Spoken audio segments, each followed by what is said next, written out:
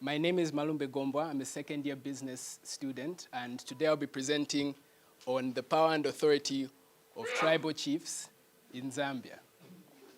Bless you. So, first we shall look at some definitions from the Oxford Dictionary. The first is of power.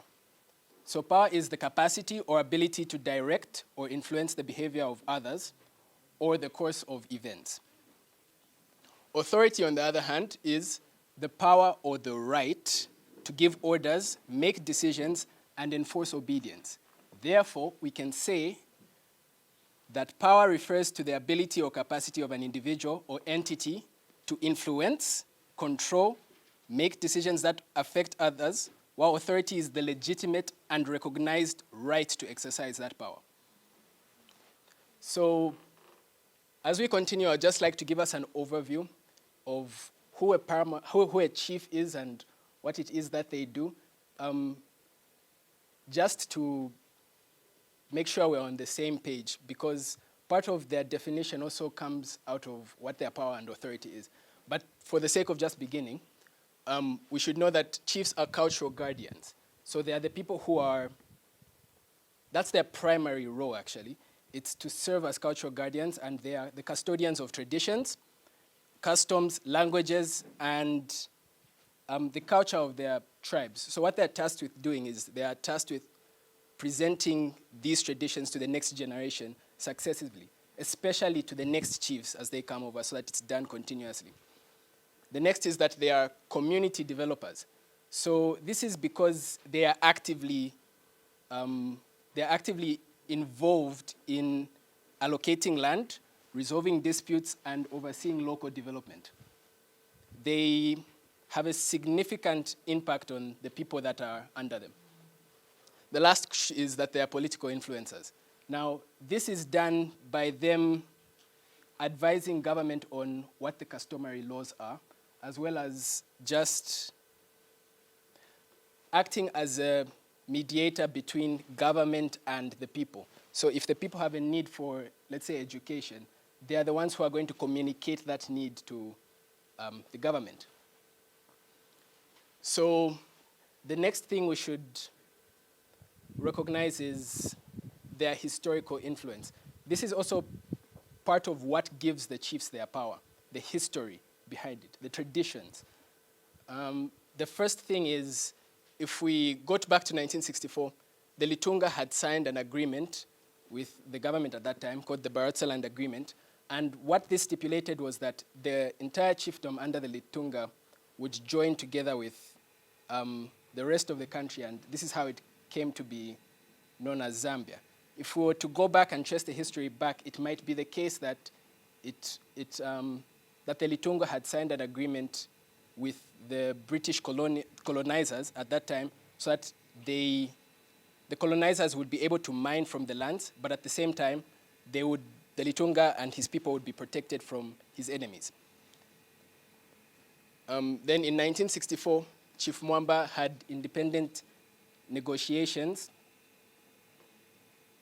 with, Chief Mwamba participated in independent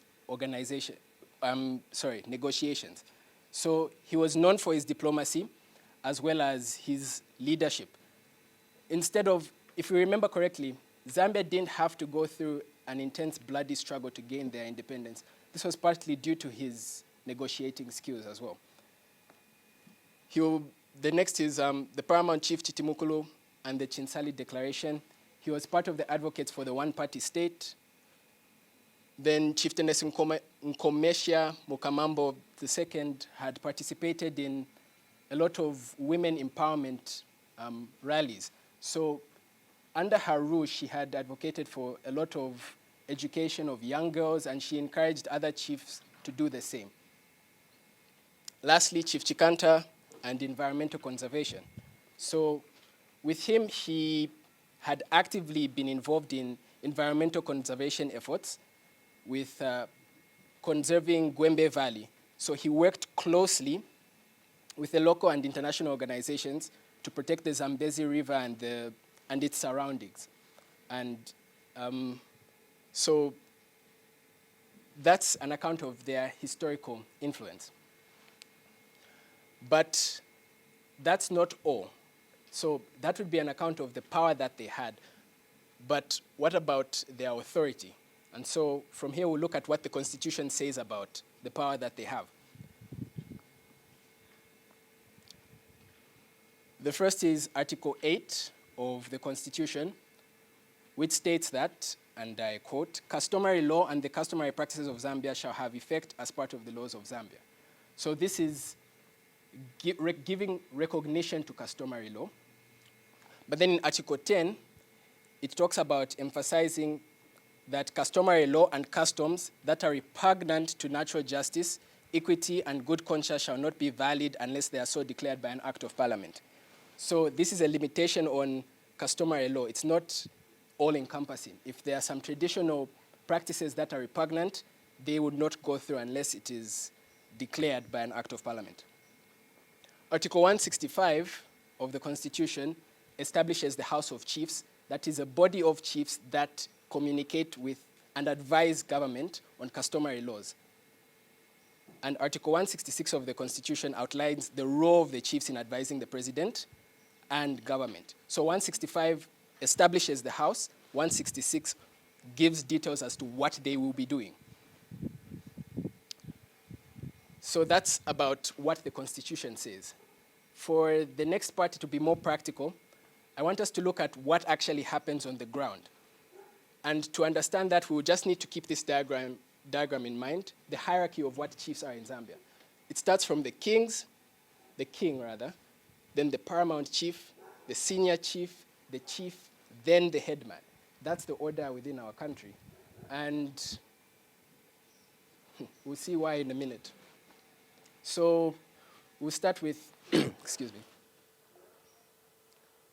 the paramount chiefs. These are the big men in Zambia when it comes to traditional rulership. The first, we'll look at Chitimukulu of the Bemba people. We'll just analyze him and the traditional ceremony, the Kusefia Pangwena. So with the Chitimukulu, this ceremony celebrates the first harvest, but at the same time, the people who come to see the ceremony are big people in government. So it garners the attention of high senior officials in government, as well as of tourists, of the president sometimes. So the president would come to see the ceremony. That's the amount of influence he has. And so this translates to a lot of things. You can ask yourself questions like, who sponsors the ceremony? Or what discussions are held when those government officials meet there? This all contributes to the power that they have, or that he has. The next paramount chief is Kalonga Gao of the Undi people. I put him here deliberately because he's a special case, because of the influence that he has. So it might be the case that he is not a paramount chief, but his jurisdiction is wide. It encompasses Zambia, part of Zambia. It overflows in Malawi and part of Mozambique as well. That's how wide a range of his influence there is. So during his ceremony, it attracts tourists, some people from different countries who want to come and see this event. So of course he is also sponsored by different companies or even government itself. The next is Paramount Chief Mpezeni of the Ngoni people, the Nchwala ceremony. With this ceremony, it garners the attention of high government officials, and it's also becoming a tourist attraction as well.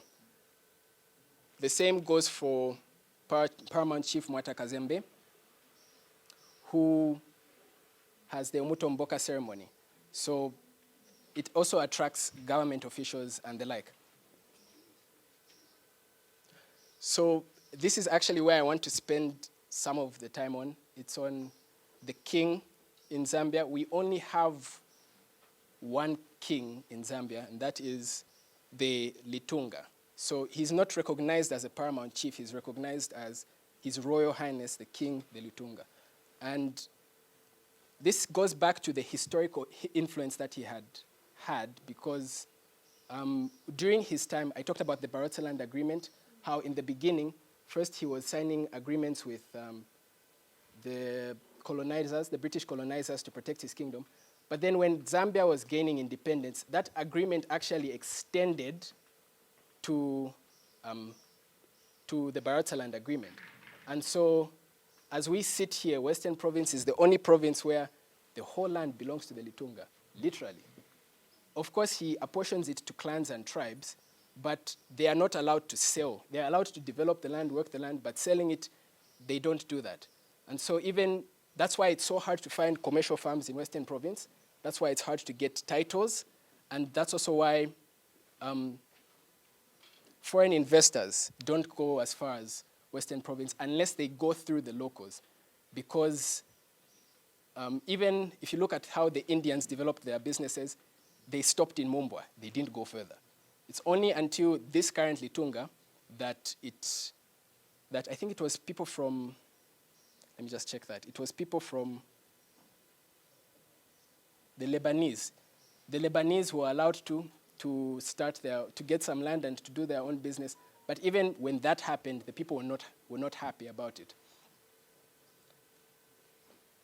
And so this is significant because of the power that even the Paramount Chiefs recognize this. So this is at this year's ceremony. This is the Chitimukulu and the Litunga. So this is at the Ukusefya Pangwena. He was invited after a long period of time. This is like the first time in a long time that he has been invited.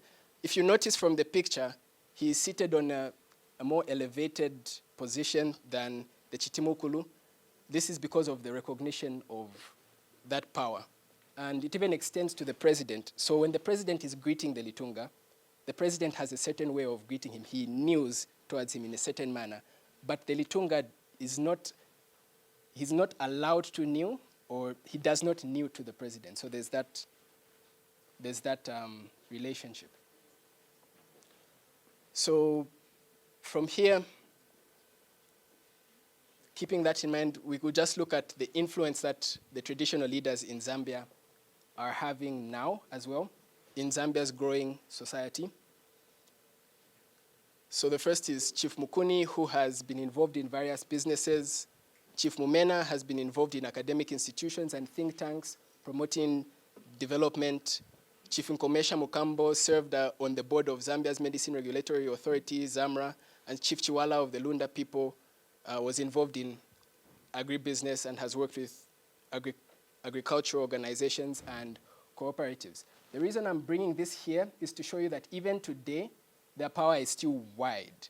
They are not just seated on a throne doing nothing. These people are highly educated. Some go as far as attaining PhDs in their various disciplines. So for example, Senior Chief Inyamboyeta was a lawyer by profession, and he served on some boards of organizations, as well as participating in I think he was the vice chairperson. In fact, he was the vice chairperson of the Constitutional Review Commission. Now, this is in addition to being a senior chief. So their power isn't just traditional, they're also getting more power from having education. You know the phrase, education is power. And so this is also how they are gaining more power. One thing I did mention about the Litunga is he is called the owner. The name Litunga means owner of the earth. So translated, it means owner of the land. Now, add this to the fact that they are educated, then you have educated people who own the land, governing whether or not you're going to start your businesses or cooperatives or commercial farms on that land. This is what's giving them their power. So if this sounded like it was a lot of information all at once, it's because it's really diverse. And so I would like to just simplify it for us by going back to our definition, the start of this. Who is a chief? What do they do? So a chief is a traditional leader in Zambia who holds a recognized position of influence, overseeing matters related to land ownership and usage, safeguarding cultural heritage, mediating community affairs, and contributing to their development while adhering to constitutional principles and upholding the values of justice and equity. Mr. Tembo looked away like it was a run-on sentence. But this is who and what a traditional leader is. If I know we are hungry, so we will not remember this, so I simplified it further. A traditional leader in Zambia is one who holds power and authority from land, owners of the land, from tradition, historical significance, from people, the ceremonies and the attention it gathers, tourist attractions, as well as from law, the Zambian constitution. That's who a traditional chief is. Add the fact that they're educated, and these are very powerful and influential individuals. That's the end of my presentation. Thank you.